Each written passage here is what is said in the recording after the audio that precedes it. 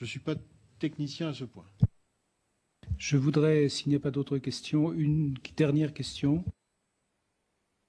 Je voudrais juste faire remarquer quelque chose, c'est qu'il y a des bombes qui sont larguées par avion et qui, au moment de pénétration, rentrent à 6-8 mètres de profondeur, rencontrent un socle rocheux, ils s'ouvrent à l'intérieur de la Terre. J'en ai des exemples qu'on a enlevés à 8 mètres de profondeur, ils s'ouvrent. Et donc, ma question, je la repose parce que la partie explosive, la partie va ensuite s'infiltrer quand il y a la pluie dans les nappes phréatiques. Alors, moi, je ne connais pas les dangers. Je sais qu'on a un taux de mortalité de cancer très élevé dans ces régions et je voudrais savoir s'il y a un rapport ou pas. Maintenant, peut-être que vous n'avez pas la réponse. Je soulève juste cette question.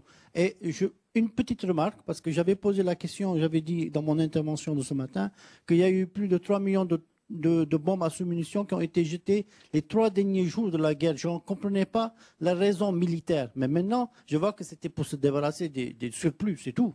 Je comprends, puisqu'il y a un coût financier très important. À mon avis, c'est ça la raison. Moi, je cherchais la réponse, mais je la trouve suite à vos explications, puisque ça coûte hyper cher. Le dernier élément, là, vous assumez vos propos. Non, simplement sur votre première question concernant est-ce que c'est bon, c'est pas bon. Non, c'est pas bon. C'est pas bon. Les produits, si vous voulez, c'est pas recommandé quand même. Donc voilà. Nous allons donc clore cette troisième table ronde. J'espère que vous y avez pris intérêt.